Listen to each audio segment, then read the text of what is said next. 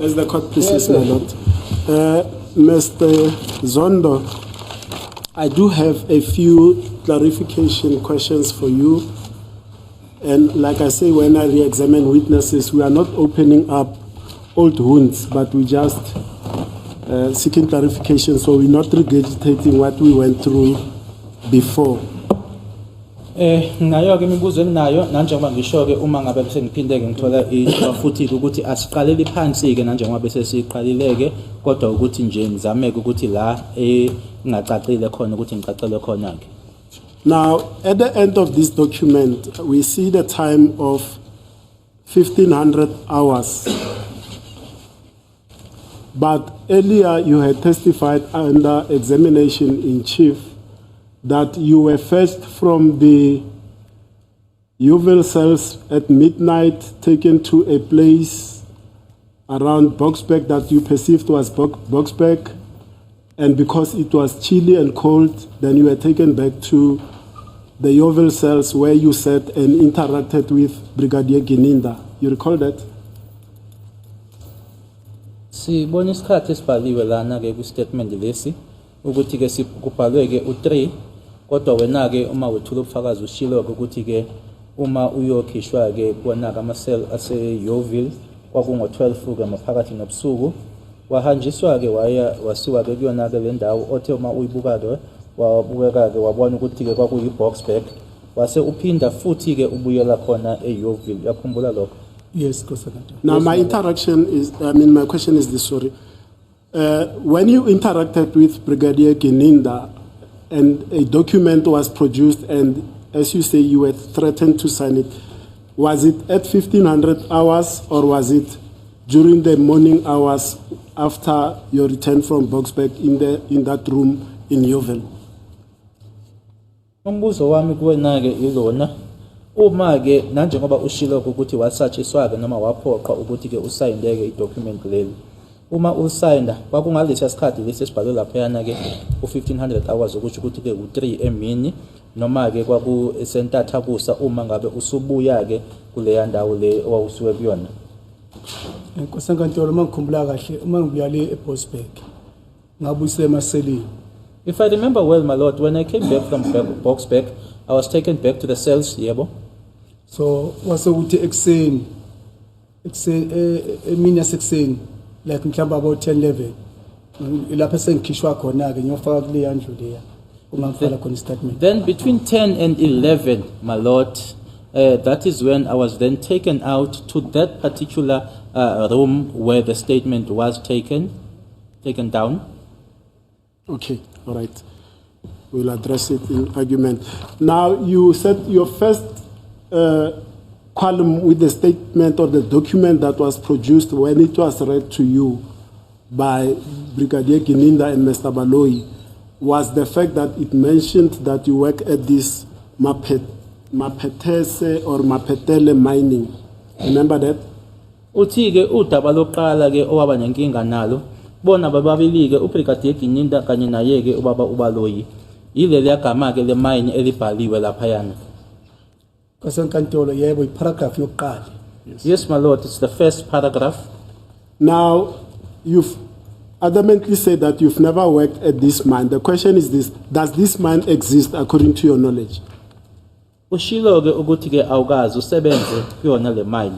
Umbuzo-ke ilona-ke ngolwazi lwakho noma ngokwazi kwakho ingabe ikhona yini le mine le? Nkosenkantolo ayikho. It doesn't exist, my lord.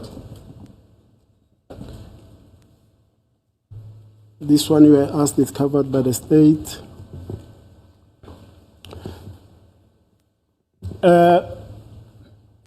You've testified that you do not know, and it emanates from this document, because I'm pertaining my re-exam to this document. You don't know a police officer by the name of Makosonke Zungu. Is that correct? Ushilo ukuthi awulazi iphoyisa eliuMakosonke Zungu. Nkosenkantolo kunjalo ngilazi. Indeed, my lord, I don't know. But there is a person that you know by the name that goes by the name Makosonke Zungu, but is not a police officer. Is that correct? Ukhona kodwa umuntu omaziyo owumakhosi onke ezungu kodwa akasilona iphoyisa.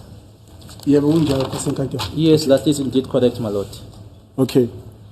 Now, you were also asked about the relationship between Mr. Mapisa and Mr. Ntanzi. Do you know if Mr. Mapisa and Mr. Ntanzi knew each other before they were arrested and charged together in this matter and became co-accused in this matter? Ubuziwe futhi nangobudlelwane bakhe uMaphisa kanye noNtanzi. Ingabe unolwazi yini ukuthi babe abantu abazanayo ngaphambi kokuboshwa kwabo beboshela lona icala leli ukuthi babazana yini phambi kwalokho? Ayi angazi Nkosi enkantolo. No, I don't know, my lord. You were also taken through, in fact, this one let me leave because I objected to that. Now, were you present when Mr. Jack Buthelezi went and met Mr. Ntanzi in Rustenburg somewhere? Were you present then? Ingabe wawukhona yini ngesikhathi umnumzana uJack Buthelezi ehamba eyohlangana noNtanzi eRustenburg? Wawukhona yini lapho? Ngangingekho Nkosi enkantolo. I wasn't there, my lord. So all the information that is contained here relating to the meeting between Mr. Buthelezi is not your first-hand information, is that correct? Manje ke konke lokho okubhalwe lapha yana ke mayelana ke nokuhlangana okwakukhona ke noButhelezi ukuthi akusiyona into ebuya kuwena noma eyashiwo wena. Nkosi enkantolo azangikhuluma nje. My lord, I never said it. Now, it also, you are taken to a paragraph here that says your alternative number is that of Mr. Buthelezi. My question is simply this. Did you regularly or normally, on your ordinary day-to-day basis, give Mr. Buthelezi's number for official purposes as your alternative number?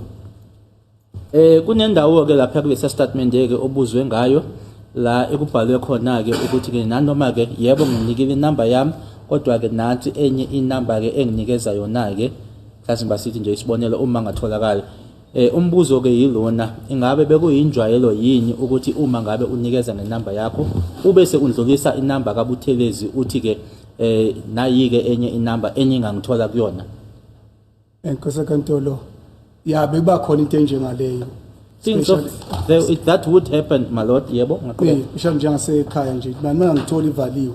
So ni underground ngiyofona kuButhelezi. Obuyinto For an example, back home, my lord, if you cannot say if you cannot reach me, my phone is off, I'm underground, then you can contact Buthelezi. Okay, fair enough. And you were also taken to the part of the statement that said to you, I gave, you told the police that Mapisa was incarcerated somewhere in Johannesburg. Back in 2020, do you know that Mr. Mapisa was incarcerated? Khona okunye futhi ke obuzwe ngakho kusona ke istatement lesiya ukuthi ke wawunolwazi ke ngaleso sikhathi leso ukuthi ke uMaphisa wayesejele eGoli. Umbuzo ke ingabe ngo2020 wawunalo yini ulwazi lokuthi ke uMaphisa wayesejele eGoli? ayingangelani lasikhosi.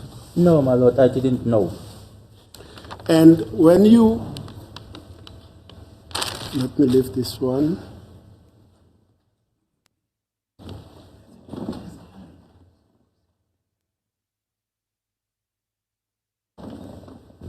Sorry, my lord, let me go through quickly with my notes. Now, with regard to the information of what Mr. Buthelezi related to you, in an answer you said in this court that Mr. Buthelezi was also taken by the police. Do you have a personal factual knowledge that he was taken by the police? Kukhona ke la ophendule khona wathi ke nathathwa nonke ke endlini ukuthi kuButhelezi naye ke wathathwa amaphoyisa. Ingabe yinto onolwazi lwayo wena, yinto yaziyo wena ukuthi ngempela uButhelezi wathathwa amaphoyisa? Kosenkathulo kunjalo bamthatha bamlanda endlini mangibuya eYuve kwalandene bathatha yena. Yes, my lord, it is indeed so. They fetched him at home. When I was coming back from Yeoville, they took him. Now, you wouldn't have any knowledge or be privy to what Buthelezi and the police discussed, would you? Manje ke okwakhulunywa uButhelezi namaphoyisa awungeke ukwazi ukuthi bakhuluma bathini noma kwaxoxiswana kwathini phakathi koButhelezi namaphoyisa awungeke wazi. Hayi ngeke ngazi Nkosi enkantolo obahamba naye. I wouldn't be privy, my lord, because they left with him. Okay. Now, you said earlier in evidence in chief in cross-examination that when Brigadier Gininda was asking you about your knowledge of accused 1, 2, 4, and 5, and you questioned him about the length of the document, he said that he made some explanations as to what you told him about 1, 2, 4, and 5. Remember that? Kunala ophendule khona ke ukuthi ke nanjengoba uBrigadier Gininda wayecela ukuthi ke awusho noma uchaze ukuthi umazi kanjani umsola woqala, umsola wesibili, umsola wesine, umsola wesihlanu. Wase umbuza ke wena ukuthi awu wabhala kangaka, wasethi yena ke uyachaza ke nanjengalendlela wena noma ke ubhala ke ngalendlela wena ochaza ngayo.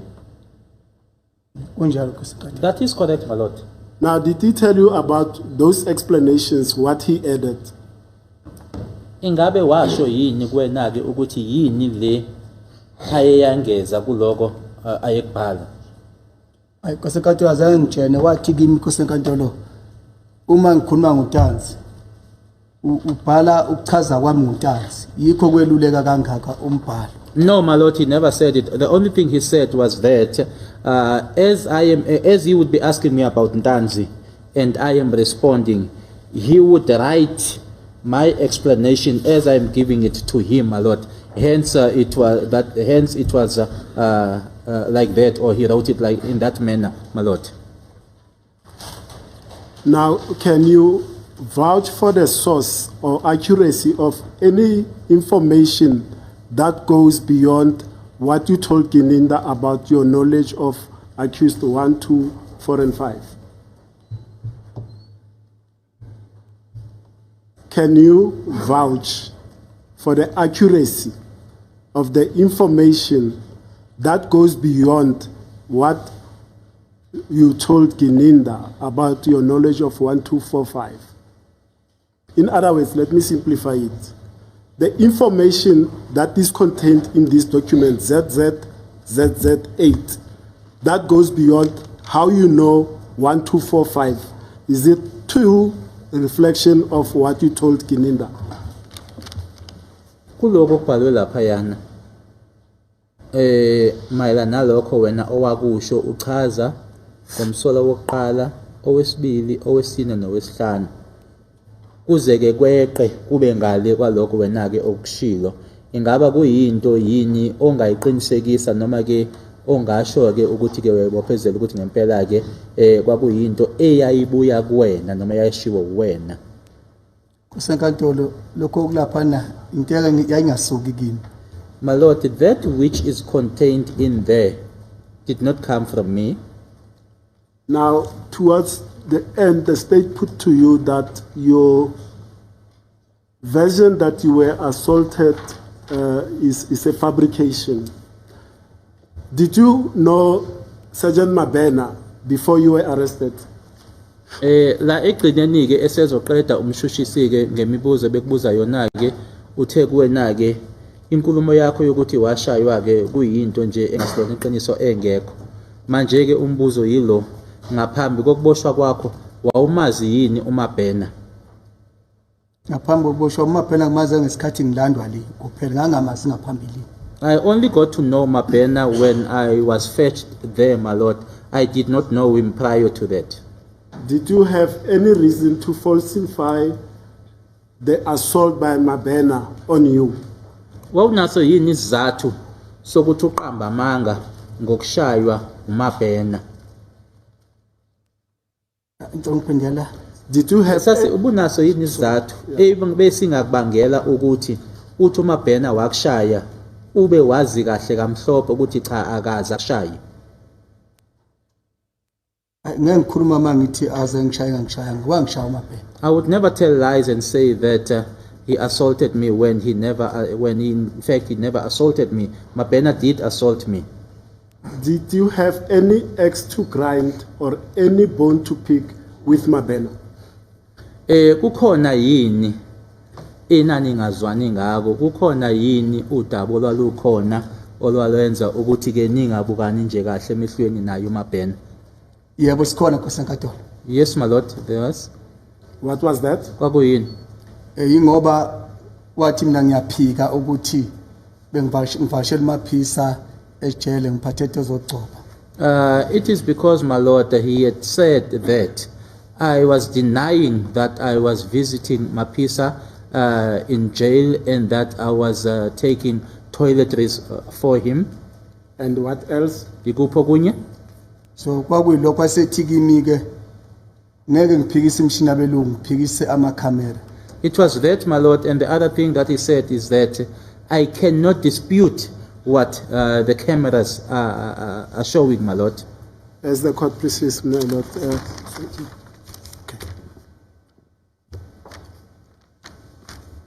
What's happening tomorrow? So, sorry, my lord, may I?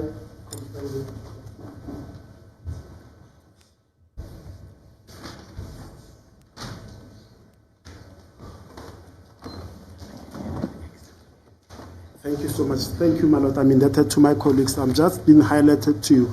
Earlier on, I asked you whether you know any police officer known as Makosonke Zungu, and you said you don't know him. Let me read from the document that was read to you. It says, Makosonke Zungu, who is a police officer related to me. Do you have a relative known as Makosonke Zungu, who is a police officer? Ngikubuzileke ngaphambilini ngalo Makhosonke Zungu oyiphoyisa, ngifuna nje ukufundela leya ndawo ukuthi ke ithini ke ithi uMakhosonke Zungu oyiphoyisa oyisihlobo sami, ingabe unesihlobo esiuMakhosonke Zungu esiyiphoyisa? Anginaso Nkosi enkantolo. I don't have my lord. As the court pleases, my lord, I mean that those are the issues that I needed clarification. Another witness. My lord, as we speak, there's a witness that I've been communicating with. He's on the way here for the purposes of testifying tomorrow. I need to make calls because they said the trip is about 4 hours, but he was on the road at lunchtime when I spoke to him. Okay.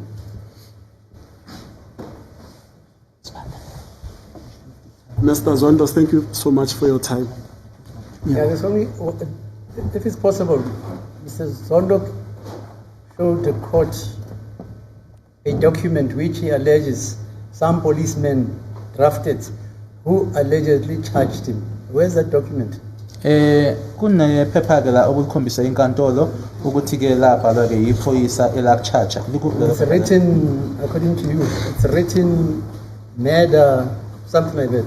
Kufanele ukubulala into ekanjalo nje.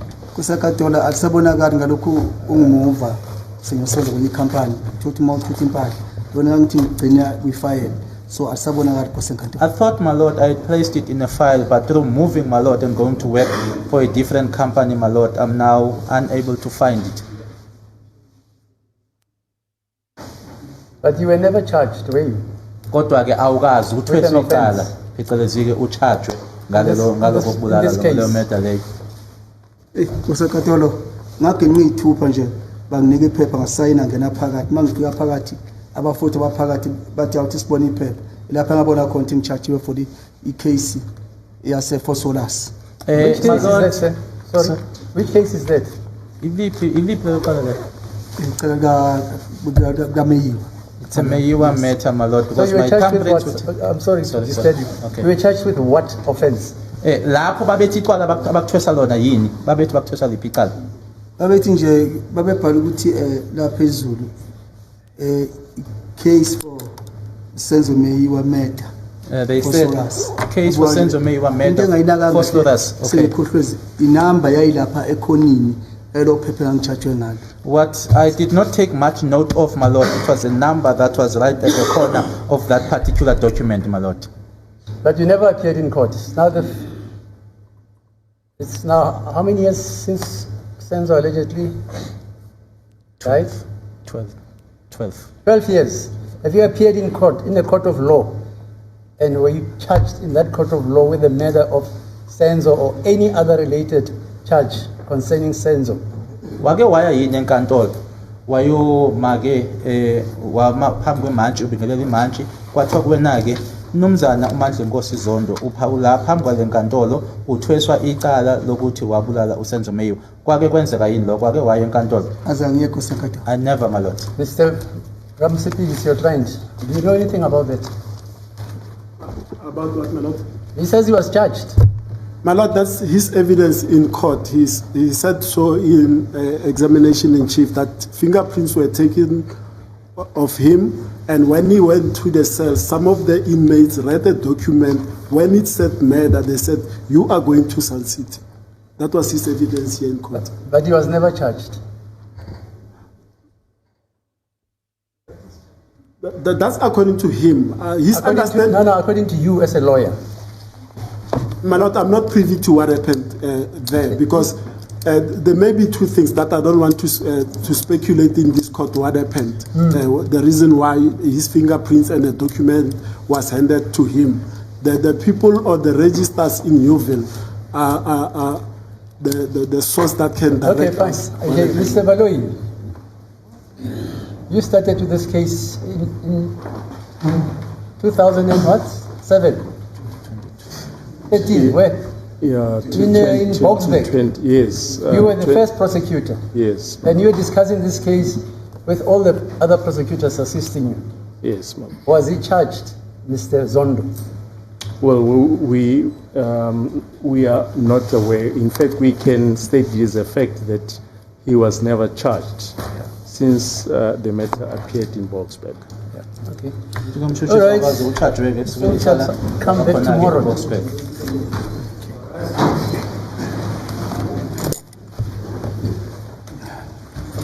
Yeah.